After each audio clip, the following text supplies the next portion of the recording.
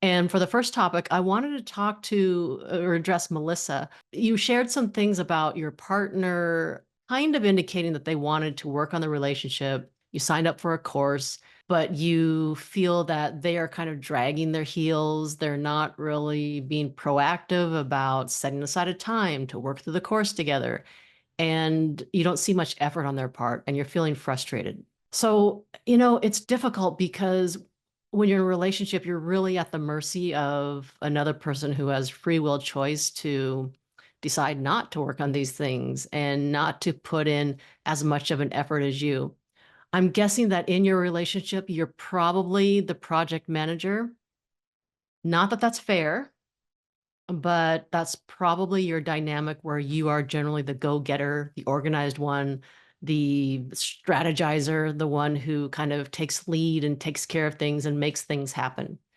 And while you are tired of that role and you would like some more reciprocation and equality, sometimes, especially if you've been together for a while, the nature of your dynamic gets seated and gets set pretty consistently. So, here's the burden of people who are for people who are more, let's say, emotionally developed, emotionally intelligent, see the importance of conflict resolution skills, see the potential even of learning conflict resolution skills so that you can improve the relationship, is that you have the burden of guiding and teaching and making things palatable for your partner to then more easily glom onto. And I get it, it's a pain and you'd really wish someone else to take lead for once. But if you look back on your relationship, how often does your partner take a lead on these sorts of things? So it might just be the role for whatever reason that you fell into, and it might continue to be your role to lead the charge and be the cheerleader. What you can do is clearly you've made it so easy for them to just show up and do the work. And what you can do is ask them, hey, I paid money for this course. I want to make sure we get a good investment out of it. When is a good time to sit down for an hour, 45 minutes, whatever the time, even 30 minutes if they're really resistant? When is a good time that we can have our first night together working through this course? You could appeal to their sense of duty, appeal to their empathy of just how important it is to you that you've been feeling discouraged about the relationship and that this would mean a lot to you and it would give you hope and optimism.